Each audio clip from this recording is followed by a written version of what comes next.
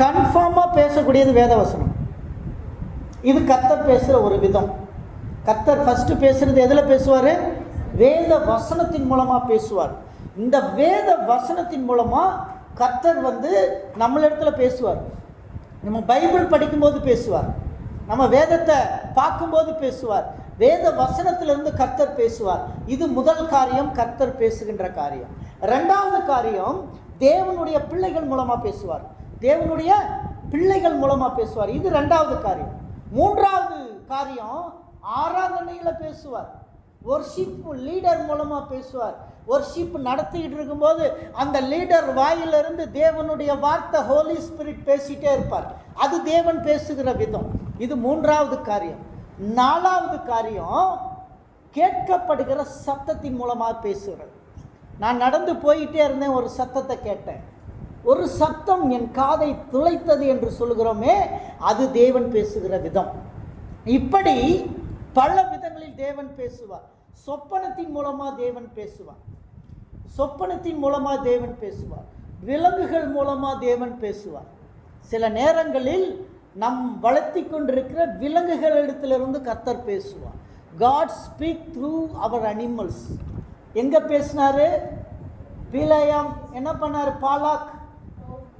பாலாக் ராஜா சொன்னதை பீலாயாம் கேட்டுட்டு இஸ்ரவேலர்களை சபிக்கிறதுக்காக போனான். தீர்க்கதரிசி சபிக்கிறதுக்காக அவன் போகும்போது யார் மூலமாக பேசினார்? கழுத மூலமாக பேசினார். கழுத மூலமாக பேசினார். அல்லேலூயா, அல்லேலூயா.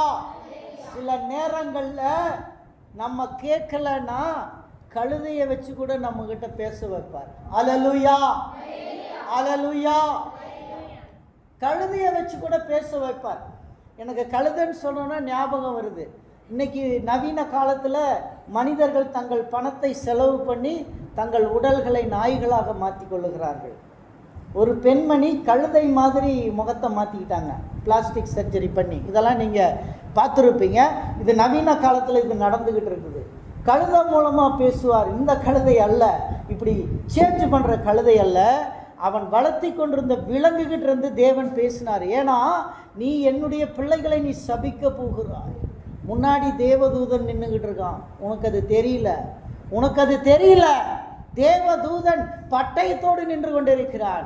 நான் எப்படி இந்த இடத்தை விட்டு தாண்ட முடியும் என்று கழுதை பார்த்து சொன்னதை நாம் அறிந்து கொண்டிருக்கிறோம். அல்லேலூயா. அப்படியாக முதல் முறை ஆலயத்திலே, தேவ ஆலயத்திலே கர்த்தர் சாமுவேலை கூப்பிட்டார். தேவனுடைய ஆலயத்தில் உட்கார்ந்து சாமுவேலை என்று கூப்பிடுகிறார். God has heard at the place in the church he is sleeping time. அவன் தூங்கிட்டு இருக்கிற நேரம் 12 வயசு பையன் சீக்கிரமாக தூங்கிடுவான். ஒரு 8 மணி ஆச்சுன்னா போதும், 12 வயசு பையன் தூங்கிடுவான். அங்கே என்ன சொன்னாங்க? விளக்கு ஏற்றி அந்த விளக்கு அணையிறதுக்குள்ளே தூங்கிடுவானா. விளக்கு அணையிறதுக்கு முன்னாடியே சாம்பல் பெட்டுக்கு போயிட்டான். கர்த்தருடைய ஆலயத்தில் சாயங்காலம் விளக்கேற்றணும், அந்த வழக்கம் உண்டு. இப்போ தான் லைட் வந்துடுச்சு, சுவிட்சு போட்டால் லைட் எரியுது, சுவிட்ச் ஆஃப் பண்ணால் ஆஃப் ஆயிடுது. அந்த காலத்தில் விளக்கு தான். அந்த விளக்கில் எண்ணெய் இருக்கிற வரை அந்த விளக்கு எரியும். அந்த விளக்கு சாயங்காலத்தில் பற்ற வச்சு ஆலயத்தில் வச்சுட்டாங்கன்னா அந்த விளக்கு அணையிறதுக்குள்ளே சாமுவேல் படுத்து தூங்கிடுவார். சாமுவேல் அப்படியாக படுத்து தூங்கிட்டாரு. ஆனால் சாமுவேலே என்று அழைக்கும் சத்தம் கேட்டது. அல்லேலூயா, அல்லேலூயா. அருமையான தேவனுடைய பிள்ளையே, உன்னுடைய பேரை சொல்லி கூப்பிடும் சத்தத்தை நீ கேட்க போகிறாய். கர்த்தர் உன் பேரை சொல்லி அழைக்க போகிறார். God has called for your ministry. God is going to call for your ministry. தேவன் உன்னை ஊழியத்துக்கு என்று அழைக்கும் நேரம் வந்துவிட்டது. God is going to call you. மகனே, மகளே, உன்னை கூப்பிடுறார். Be ready to receive his calling. நீ தயாராக இருக்கிறாயா? அவருடைய அழைப்பை ஏற்றுக்கொள்ள சாமுவேலை கூப்பிட்டதை போல உன்னையும் கூப்பிட போறார். ஆனால் இந்த சாமுவேலுக்கு தெரியல. இது ஃபஸ்ட்டு யார் கூப்பிட்றா? முறை ஆண்டவர் பேசும்போது நமக்கு தெரியாது. நம்மளோட பேசி பேசி பழகிட்டாருன்னா அதுக்கப்புறம் இது கர்த்தர் தான் பேசுகிறார் நம்மக்கிட்ட நமக்கு தெளிவாக தெரியும். அன்னைக்கு நம்மளே சொல்லுவோம், இது கர்த்தர் எனக்கு சொன்னார்னு நம்ம சொல்லுவோம். இது கர்த்தர் தெளிவாக சொல்லுவார் பாருங்க. சாமுவேல் கிட்ட கர்த்தர் தெளிவாக கூப்பிடுறாரு. இவனுக்கு அது கர்த்தருடைய சத்தமா என்று தெரியவில்லை. இன்னைக்கு அநேக நேரங்களில் நம்மளை பல நேரத்தில் ஆண்டவர் கூப்பிட்டுருக்கார், ஆனால் கர்த்தருடைய சத்தமானு தெரியல. கர்த்தருடைய சத்தமானு தெரியல. இவன் உடனே எந்திரிச்சான், நேராக எங்கே போனான்? ஐயா கிட்ட போனான். பாஸ்டையா என்னை கூப்பிட்டீங்களா? ஐயா கூப்பிட்டீங்களா? ஒரு சத்தம் கேட்டுச்சு. பாஸ்டையா சொன்னார், நான் கூப்பிடலப்பா, நீ போய் படுத்துக்கப்பான்னா. மறுபடியும் போய் படுத்துக்கிட்டாங்க. 2வது முறை கர்த்தர் கூப்பிடுறார், சாமுவேலே என்று. 2வது முறை கூப்பிட்டோன்னா 2வது முறையும் பாஸ்டையாட்ட போய், ஐயா கூப்பிட்டீங்களா? இல்லைப்பா நான் கூப்பிடல, நீ போய் படுத்துக்கப்பா. சரி போய் படுத்துக்கிட்டார். 3வது முறை கர்த்தர் கூப்பிடுறார். 3வது முறை கர்த்தர் கூப்பிட்டோன்னு தான் சாமுவேலுக்கும் தெரியல இது கர்த்தருடைய சத்தம்னு, ஆனா ஊழியக்காரருக்கு தெரிந்தது. ஹல்லேலூயா, ஹல்லேலூயா. சாமுவேலுக்கு தெரியாத அந்த சத்தம் அந்த ஊழியக்காரருக்கு தெரிந்தது. இது கர்த்தருடைய சத்தம் தான், இது கர்த்தருடைய சத்தம் தான் என்று தெரிந்தது. அழகா கண்டுபிடிச்சிட்டாங்க, இது கர்த்தருடைய சத்தம். நேராக போனாங்க. 3வது முறை போய் கேட்குறான், ஐயா நீங்கள் கூப்பிட்டீங்களா? எப்பா சாமுவேல், இதுக்கு மேலே இந்த சத்தம் கேட்டுச்சுன்னா இங்கே வராத. நீ சொல்ல வேண்டியது ஒன்றே ஒன்று, கர்த்தாவே சொல்லும் அடியேன் கேட்கிறேன். எல்லாரும் சொல்றீங்களா? கர்த்தாவே சொல்லும் அடியேன் கேட்கிறேன். இன்னைக்கு கர்த்தர் ஒருவேளை உங்களை கூப்பிட்டா நீங்க இந்த வார்த்தையை சொல்ல முடியுமா? சொல்றதுக்கு தயாரா இருக்கிறீங்களா? கர்த்தாவே சொல்லும் அடியேன் கேட்கிறேன். இந்த 4வது சத்தம் வரும்னு சொல்லி அந்த ஊழியக்காரருக்கு தெரியுது. 3 சத்தத்தில் ஊழியக்காரனால ஐடென்டிஃபை பண்ண முடியல. 4வது சத்தம் வர்றதுக்கு முன்னாடியே அது கர்த்தருடைய சத்தம் என்று ஊழியக்காரன் புரிந்து கொண்டான். ஹல்லேலூயா, ஹல்லேலூயா. அந்த ஊழியக்காரன் சிம்பிளா சொல்லி கொடுத்தான், இதுக்கு மேல இந்த சத்தம் கேட்டா இங்க வராத, நீ அங்கேயே உட்கார்ந்து கர்த்தாவே சொல்லும் அடியேன் கேட்கிறேன்னு சொல்லுனாரு. அந்த வார்த்தையை சொன்ன உடனே அந்த சீக்ரெட்டான வார்த்தையை எடுத்துக்கிட்டு சாமுவேல் போய் படுத்துக்கிட்டான். 4வது முறை தேவனுடைய சத்தம் வருகிறது. அது கம்பீர சத்தம். ஹல்லேலூயா, ஹல்லேலூயா. 3 அறியாமையின் சத்தம் வந்தது. 4வது சத்தம் கம்பீர சத்தம், அழைப்பின் சத்தம், ஊழிய அழைப்புக்காக கொடுக்கப்பட்ட சத்தம். அந்த சத்தத்தை சாதாரணமாக எடுத்துக்கொள்ள முடியாது. இவன் சொன்ன தன்னை அர்ப்பணித்தான் அந்த சத்தத்தினாலே. 4வது சத்தம் கேட்ட பொழுது சொல்லும் அடியேன் கேட்கிறேன். இந்த ஹம்பிள்னஸை ஃபர்ஸ்ட் எடுத்துக்கிட்டான். தேவனுக்கு முன்னாடி தன்னை தாழ்த்தினான். சாமுவேல் தன்னை தாழ்த்தினான் பாருங்க. தேவனுக்கு முன்னாடி தன்னை தாழ்த்துகிறான். கர்த்தாவே நீங்க சொல்லுங்க நான் கேட்கிறேன், நீங்க சொல்லுங்க நான் கேட்கிறேன். கர்த்தர் பேசினாரு, கர்த்தர் பேசினாரு. ராத்திரியெல்லாம் பேசினார். அவங்கிட்ட ராத்திரியெல்லாம் பேசினார். இஸ்ரவேல் ஜனங்கள் பெலிஸ்தியரின் கையில் ஒப்பு கொடுக்கப்படுவார்கள். பெலிஸ்தியரின் கையில் ஒப்பு கொடுக்கப்படும் பொழுது ஏலி அவர்களுடைய ஊழியக்கார பிள்ளைகள் அந்த யுத்தத்தில் மாண்டு போவார்கள். ஏன் அந்த ஊழியக்காரரின் பிள்ளைகள் ஆவிக்குரிய பிள்ளைகளாய் இல்லாததினாலே அந்த யுத்தத்தில் மாண்டு போவார்கள் என்று சாமுவேலுக்கு தேவன் தெளிவாக பேசினார். காலையில் எந்திரிச்சொன்ன ஊழியக்கார ஐயா கேட்டாரு, கர்த்தர் பேசினார் அப்பா? ஆமாங்க ஐயா பேசினார். சாமுவேல் சொல்ல பயப்படுறான். அதுக்கு இந்த ஊழியக்காரர் சொன்னாரு, என்னை பற்றி தான் பேசியிருப்பார். ஹல்லேலூயா, என்னை பற்றி தான் பேசியிருப்பாரு, என் பிள்ளைகளை பற்றி தான் பேசியிருப்பாரு, பெலிஸ்தியர் கையில் ஒப்பு கொடுக்கறத பற்றி தான் பேசியிருப்பாருன்னு அவன் தெளிவாக அந்த ஊழியக்காரர் முடிவு செய்தார். இனி அடுத்த ஊழியக்காரன் நீதான். கர்த்தர் உன்னை 12 வயதில் தேர்ந்தெடுத்தார். அந்த அழைப்பை பெற்றுக்கொண்டான். சிறு வயதில் அழைப்பை பெற்றவன். தேவ ஆலயத்தில் கர்த்தர் கூப்பிட்டார். தேவ சத்தத்தை அறியாத சாமுவேல் ஊழியரின் சத்தம் என்று நினைத்து 3 முறை ஏலியின் ஊழியர் இடத்திலே சென்றார். ஆனால் 3வது முறை அவன் செல்லும் பொழுது அந்த ஊழியருக்கு புரிந்தது, சாமுவேலுடன் தேவன் பேசுகிறார். அல்லேலூயா, அல்லேலூயா. இன்னைக்கு உன்னோடு தேவன் பேசுகிறதை அநேகர் அறிந்து கொள்வார்கள். உன்னோடு தேவன் பேசுகிற காரியத்தை அநேகர் அறிந்து கொள்வார்கள். யுகங்கள் அல்ல, உன்னோடு தேவன் பேசுவதை அறிந்து கொள்வார்கள். தேவன் பிள்ளைகளை தேவன் கூப்பிடும் சத்தத்தோடு நடத்துதல் காரியங்களை நீங்க கேட்டு உணர்ந்து கொள்வீர்கள். 4வது முறை கர்த்தாவே சொல்லும் அடியேன் கேட்கிறேன்னு சொன்னா அந்த கீழ்ப்படிதலின் பதில்கள் அவனை தீர்க்கதரிசியாய் மாற்றுகிறது. அல்லேலூயா. He become a prophet. அவன் ஒரு பெரிய தீர்க்கதரிசியாய் மாறுகிறான். He is telling the prophecy for Israel. இஸ்ரவேலர்களுக்கு அவன் தீர்க்க தரிசனங்களை சொல்லுகிறான். இந்த தீர்க்க தரிசியை சாதாரணமாக நாம் நினைக்க முடியுமா? கிங் மேக்கர் என்று தான் அழைக்கணும். கிங் மேக்கர்னா யாரு? ராஜாக்களை உருவாக்குறவங்களுக்கு பேரு கிங் மேக்கர். ராஜாக்களை உருவாக்குறவங்களுக்கு பேரு கிங் மேக்கர் என்று பேர். இந்த கிங் மேக்கர்ஸ் எப்பயும் எப்படி இருப்பாங்கன்னா ராஜாக்களை உருவாக்கிட்டு இருப்பாங்க. 2 பேரரசுகளை உருவாக்கினார். ஒன்று சவுல். பலிபீடத்தில் பலியிடுவதற்காக சாமுவேல் வந்திருக்கிறார். தீர்க்கதரிசி மக்கள் எல்லாம் கூடி நிற்கிறாங்க. தீர்க்கதரிசி என்ன சொல்லுவார்னு. அந்த நேரம் இவனுடைய கழுதை காணாம போச்சு. சவுளுடைய கழுதை காணாம போச்சு. இந்த காணாம போன அந்த கழுதையை தேடிக்கிட்டு அவன் போனான். அல்லேலூயா.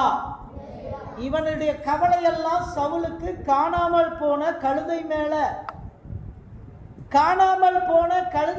கவலைப்பட்டு கொண்டிருக்கிறவன, நீ கழுதையை பற்றி கவலைப்படாத, நீ போ, இந்த இடத்துல கழுதை கிடைக்கும், ஆனா இந்த தைல குப்பியை உன் தலையில உடைச்சு இஸ்ரவேலுக்கு உன் அரசனாக்குகிறேன் என்று சொன்னான். அல்லேலூயா. அவன் அழைப்பை எதிர்பார்க்கல சவுலு. ஆனால் சாமுவேல் மூலமாக ராஜரீக அபிஷேகம் அவனுக்கு கிடைக்கிறதை நாம் பார்க்கிறோம். அபிஷேகத்தில் 3 வகை இருக்கு. அதில் இந்த ராஜரீக அபிஷேகம் எல்லாருக்கும் கிடைக்காது. ஊழியக்கார அபிஷேகம் இருக்கு, விசுவாசிகளுக்கான அபிஷேகம் இருக்கு, ராஜரீக அபிஷேகம் இருக்கு, தீர்க்கதரிசிக்கான அபிஷேகம் இருக்கு. சாமுவேலுக்கு கிடைத்தது தீர்க்கதரிசிக்கான அபிஷேகம். ஆனால் சவுலுக்கும் தாவீதுக்கும் கிடைத்தது ராஜரீக அபிஷேகம். இந்த ராஜரீக அபிஷேகம்ன்றது சாதாரணமான அபிஷேகம் கிடையாது. இந்த 2யுமே சாமுவேல் தீர்க்கதரிசி தான் அபிஷேகம் பண்றார். சாமுவேல் தீர்க்கதரிசியை கிங் மேக்கர்னு சொல்றதுக்கு காரணம், முதல் சவுலை 40 வருஷம் சவுல் அரசாண்ட காலங்களில் 40 ஆண்டு ஒரு பேரரசனை அபிஷேகம் பண்ணி அவன் பேரரசாக இருக்கிறான் 40 வருஷம். அதுக்கப்புறம் இந்த சவுல் தேவனுக்கு விரோதமான சில காரியத்தை செய்கிறான், சில தவறுகளை செய்கிறான். இந்த சில தவறுகளை செய்யறதுனால அவனுக்குள்ள இருந்த தீர்க்க தரிசன ஆவி, சவுல் ஒரு தீர்க்க தரிசன ஆவி உள்ள மனுஷன், அந்த தீர்க்க தரிசன ஆவி அவனை விட்டு வெளியே போயிடுச்சு.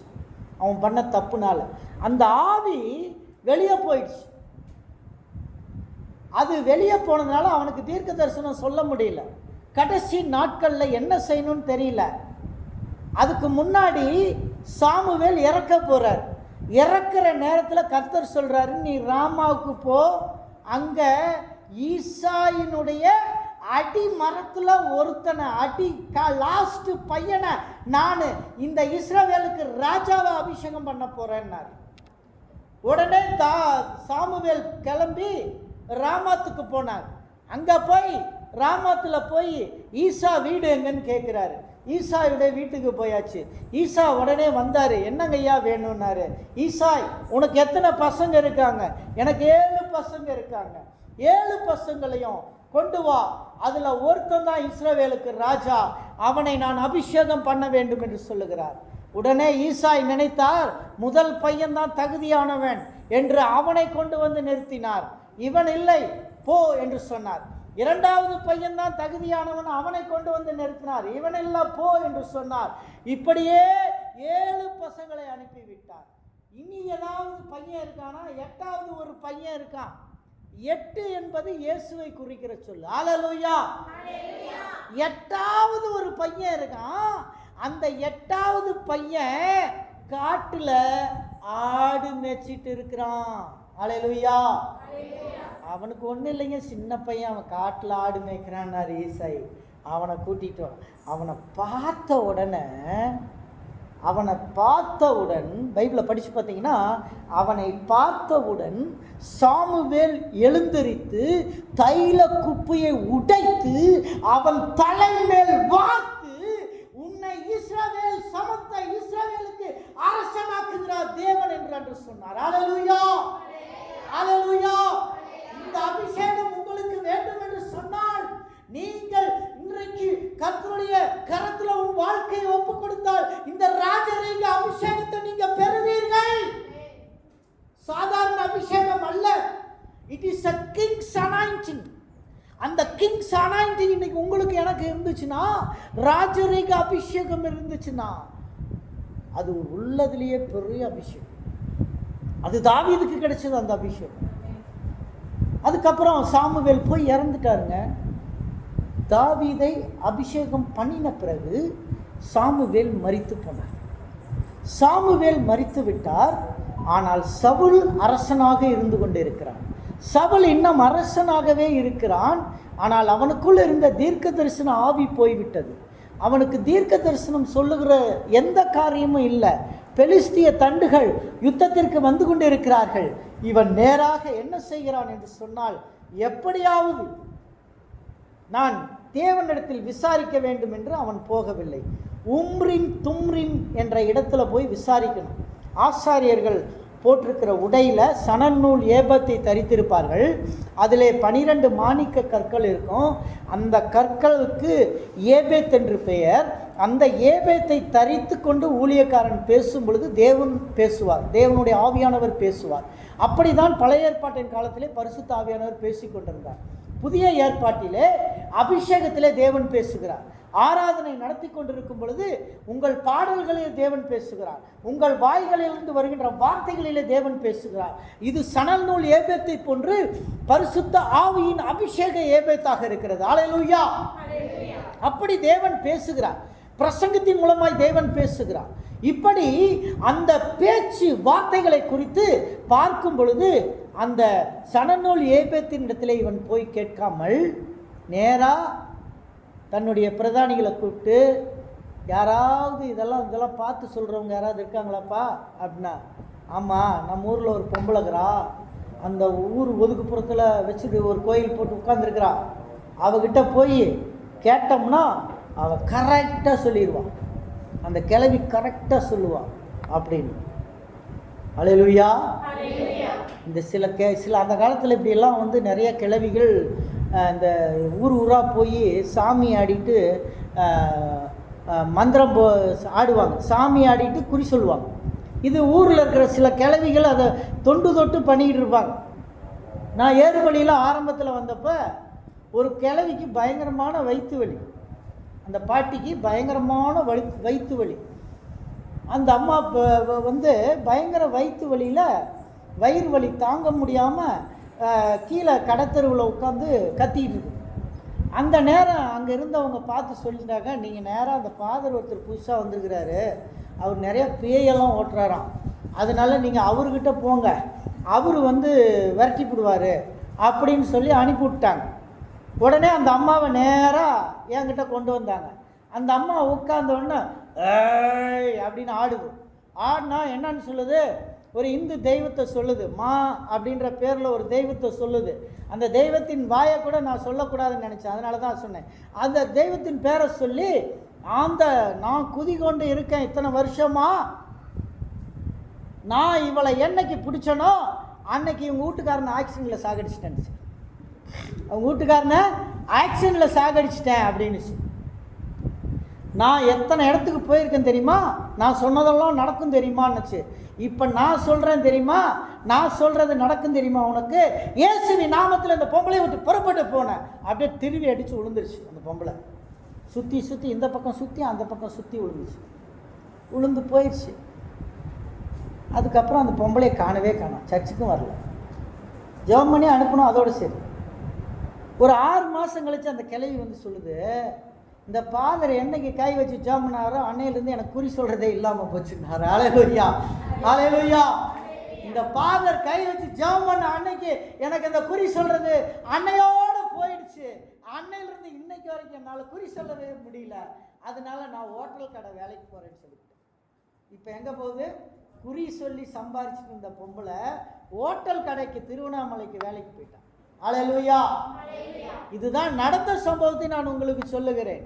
இப்படி பிசாசானவன் குறி சொல்லுகிறவர்களை நோக்கி ஓடுதல், இந்த அஞ்சனம் பார்க்கிறது, குறி சொல்லுவது பிசாசின் காரியமாக இருக்கிறது. சவுல் அதை தேடி போனான்.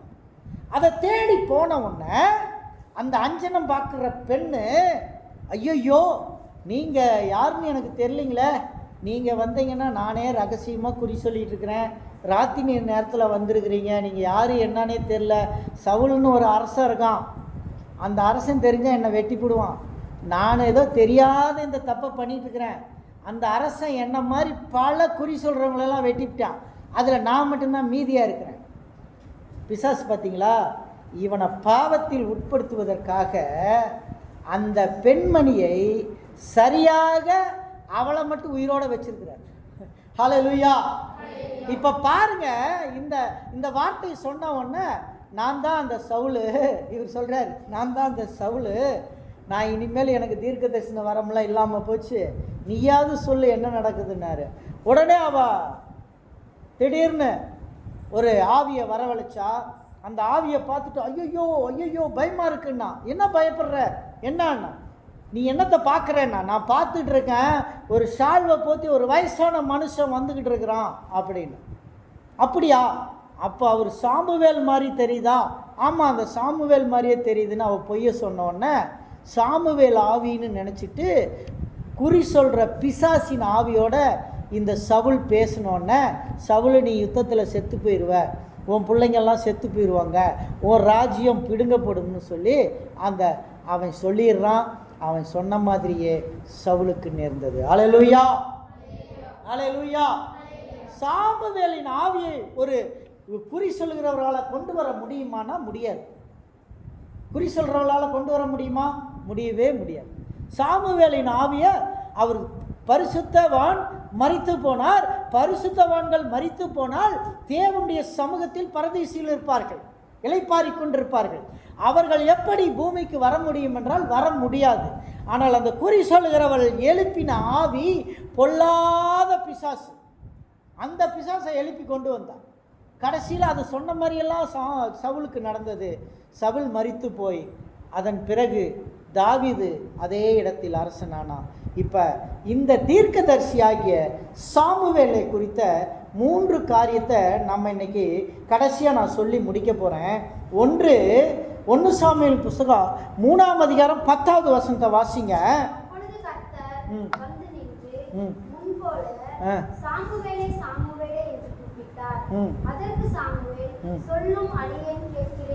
இதுல என்ன புரியுது? சாமுவேல் கர்த்தரின் சத்தத்துக்கு கீழ்ப்படிந்தான். ஹல்லேலூயா. The first character, சாமுவேல் கர்த்தரின் சத்தத்துக்கு கீழ்ப்படிஞ்சான். இன்னைக்கு இருக்கிற பிள்ளைகள், நீங்க யார் சத்தத்துக்கு கீழ்ப்படியணும்?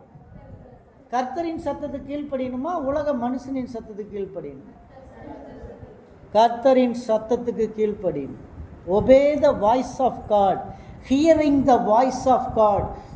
All the believers should hearing the voice of God. தேவனுடைய சத்தத்துக்கு நீங்கள் கீழ்ப்படிய வேண்டும். சாமுவேல் தேவ சத்தத்துக்கு கீழ்ப்படிந்தான். அதே போல தேவனுடைய பிள்ளைகளே, நீங்கள் கர்த்தரின் சத்தத்துக்கு கீழ்ப்படிய வேண்டும். கர்த்தரின் சத்தத்துக்கு கீழ்ப்படிந்த மோசே ஆசீர்வதிக்கப்பட்டான். கர்த்தரின் சத்தத்திற்கு கீழ்ப்படிந்த ஆபிரகாம் ஆசீர்வதிக்கப்பட்டான். கர்த்தரின் சத்தத்துக்கு கீழ்ப்படிந்த யாக்கோபு ஆசீர்வதிக்கப்பட்டான். கர்த்தரின் சத்தத்திற்கு கீழ்ப்படிந்த யோசேப்பு ஆசீர்வதிக்கப்பட்டான். கர்த்தரின் சத்தத்திற்கு கீழ்ப்படிந்தான். ஹல்லேலூயா. கர்த்தரின் சத்தம் அவ்வளவு மகத்துவமானது. கர்த்தரின் சத்தம் மகத்துவம் உள்ளது. அந்த சத்தத்துக்கு கீழ்ப்படிய வேண்டும். இன்றைக்கு நீங்கள் கர்த்தரின் சத்தத்துக்கு கீழ்ப்படிய ஆயத்தமாக இருக்கிறீர்களா? Do you hear the voice of God? கர்த்தரின் சத்தத்துக்கு கீழ்ப்படுகிறீர்களா? இது முதல் காரியம். சாமுவேலின் வாழ்க்கையிலே நாம் கற்றுக்கொள்வது the first character, கர்த்தரின் சத்தத்துக்கு கீழ்ப்படிதல். இரண்டாவது கேரக்டர், தன்னுடைய வாழ்நாள் முழுவதும் அர்ப்பணிப்பின் ஜெபம், the commitment of the prayer. 1 Samuel 1ஆம் அதிகாரம் 20வது வசனம். சில நாள் சென்ற பின்பு அன்னாள் கர்ப்பவதியாகி ஒரு குமாரனை பெற்று கர்த்தரிடத்தில் அவனை கேட்டேன் என்று சொல்லி அவனுக்கு சாமுவேல் என்று பெயரிட்டாள். 1 சாமுவேல் 1ஆம் அதிகாரம் 27 28. இந்த பிள்ளைக்காக விண்ணப்பம் பண்ணினேன். நான் கர்த்தரிடத்தில் கேட்ட என் விண்ணப்பத்தின்படி எனக்கு கட்டளையிட்டார்.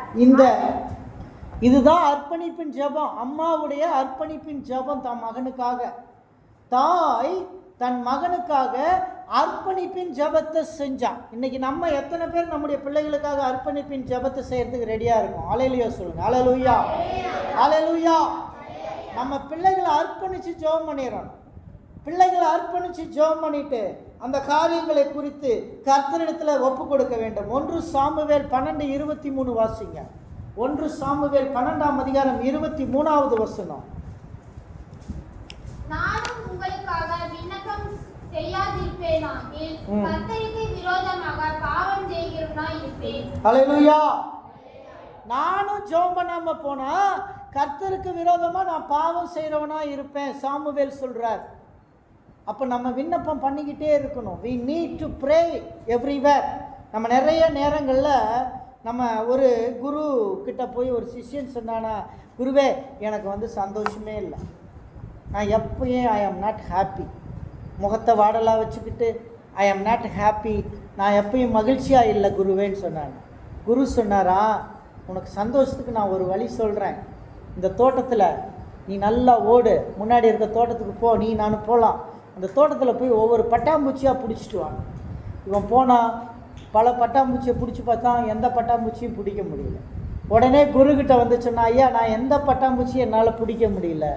சரி நீ ஒன்று பண்ணலாம், நம்ம கொஞ்ச நேரம் இங்கே உட்காந்து இந்த இயற்கையெல்லாம் ரசிக்கலாம், இந்த இயற்கையெல்லாம் நம்ம உட்காந்து ரசிக்கலாம் அப்படின்னு சொல்லிட்டு குருவும் சிஷியனும் உட்காந்து இயற்கையை ரசிச்சுட்டே இருந்தாங்களாம். அந்த நேரம் எல்லா பட்டாம்பூச்சியும் இந்த குரு சிஷியனை எல்லாம் சுற்றி சுற்றி சுற்றி வந்துச்சான். வந்துட்டு கடைசியில் 2 பட்டாம்பூச்சி அவர் கையிலேயே உட்காந்துருச்சான். அப்போ குரு சொன்னாரா, நீ என்றைக்கும் பொறுமையாக இருந்தேன்னா, எவ்வளோ பொறுமையாக இருக்கிறையோ அந்த பொறுமையினான மகிழ்ச்சி உனக்கு கிடைக்கும்னார். ஹல்லேலூயா, ஹல்லேலூயா. இது ஒரு கதை தான், ஆனால் அந்த கதையினுடைய சாராம்சத்திலிருந்து சொல்லுகிறேன், ஜெபம் என்பது அவசியமானது. அர்ப்பணிப்பின் ஜெபம் நமக்குள்ள வேணும். ஹல்லேலூயா. ஜெபிச்சோமா அது நடக்குதா பார்க்கணும். நீ ஜெபிக்கிறியா, பேக்கில் நடக்கும். ஜெபிக்கிறியா, பேக்கில் நடக்கும். நீ ஜெபிக்கிறது அடுத்தவங்களுக்கு தெரியணும்னு இல்லை, மற்றவங்களுக்கு தெரியணும்னு இல்லை. தேவனுடைய ஆலயத்தில் சதுசெய்யணும் பரிசெய்யணும் போய் ஜெபம் பண்ணான். ஒருத்தன் ஜெபம் பண்ணா, நான் 10 நாள் உபவாசம் இருக்கிறேன், நான் காலையெல்லாம் பைபிள் வாசிக்கிறேன், நான் ராத்திரியெல்லாம் செபிக்கிறேன், நான் அந்த இதுக்கெல்லாம் தசம பாகம் கொடுக்குறேன், இதுக்கெல்லாம் செய்கிறேன்னா. இன்னொருத்தர் சொன்னான், ஆண்டவரே உமக்கு நான் பாவி ஆண்டவரே, நான் எதுக்கும் தகுதி இல்லாதவன் ஆண்டவரேன்னாரு. எந்த ஜெபத்தை கர்த்தர் கேட்டார்? தாழ்மையான ஜெபத்தை கேட்டார். ஹல்லேலூயா. இன்னைக்கு உங்களுடைய தாழ்மையான ஜெபத்தை கர்த்தர் கேட்கிறார். கர்த்தர் உங்களுடைய தாழ்மையான ஜெபத்தை கேட்டு he is giving an answer to your prayer. உங்களுடைய ஜெபத்திற்கு அவர் பதில் கொடுக்கிறார். அடுத்ததாக சாமுவேல்கிட்ட இருந்தது பழக்கம் நீதியான தலைமைத்துவம், நல்ல லீடர்ஷிப். இன்னைக்கு நீங்கள் எல்லாம் லீடராக வரப்போகிறீங்க வருங்காலத்தில். இளைஞர்கள், வாலிப சகோதரிகள் எல்லாம் வருங்காலத்தில் you become a leaders one day. இந்த லீடராக வருகிறவர்கள் நாம் தெரிந்து கொள்ள வேண்டிய ஒரு விஷயம், முக்கியமாக வேதத்தில் அந்த தீமத்தேயுன்னு ஒரு புக் இருக்குது. அந்த தீமத்தேயை பற்றி நமக்கு தெரியணும்.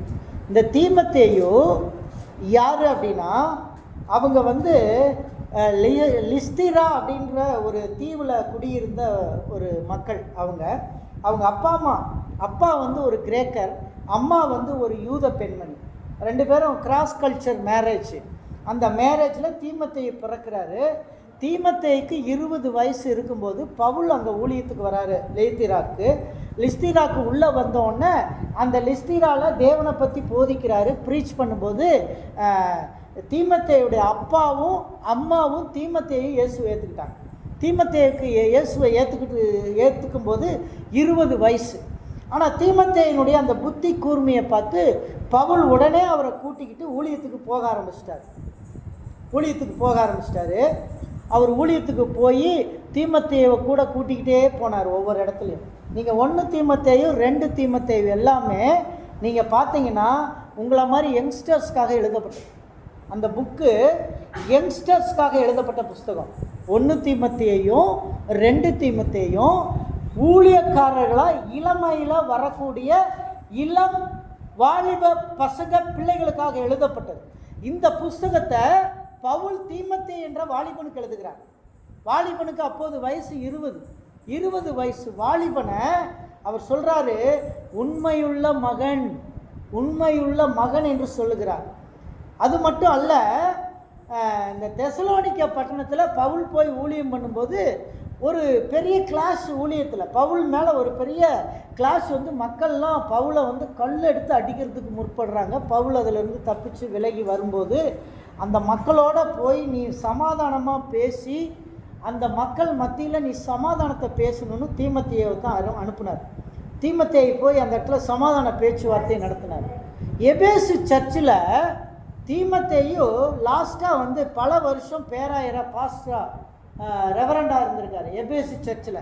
உங்களுக்கு தெரியும், 7 திருச்சபையை பற்றி வெளிப்படுத்தின விசேஷத்தில் சொல்லுது. எபேசு தான் முதல் திருச்சபை. எபேசு, சிமிர்னா அப்படின்னு சொல்லி 7 திருச்சபை இருக்கும். அந்த 7 திருச்சபையில் எபேசு திருச்சபையினுடைய பேராயரா பிஷப்பாக வந்து இந்த தீமோத்தேயு இருந்தார் அப்படின்னு சொல்லி நம்ம பார்க்குறோம். கடைசியாக தீமோத்தேயுவை கல்லால் எறிந்து பவுலை எப்படி கொன்றார்களோ அப்படியே தீமோத்தேயு கொன்னாங்க. இரத்த சாட்சியாக தீமோத்தேயு மரித்து போனார். இதுலேருந்து நாம் என்ன நினைக்கிறோம் அப்படின்னா, அந்த இளம் வயசில் தீமோத்தேயை போல் ஒரு சேலஞ்ச் லைஃப்பில் நம்ம வாழணும் அப்படின்றது ரொம்ப முக்கியத்துவம். அதனால் தீமோத்தேயு புஸ்தகத்தை நம்ம வாசிக்கணும் ஒவ்வொரு நாளும். we need to read the book. தீமோத்தேயு புஸ்தகத்தை நம்ம யங்ஸ்டர் லைஃப்பில் வந்து நம்ம வாசிக்கணும். இந்த தீமோத்தேயு புஸ்தகம் ஒரு சேலஞ்சபிள் லைஃப்.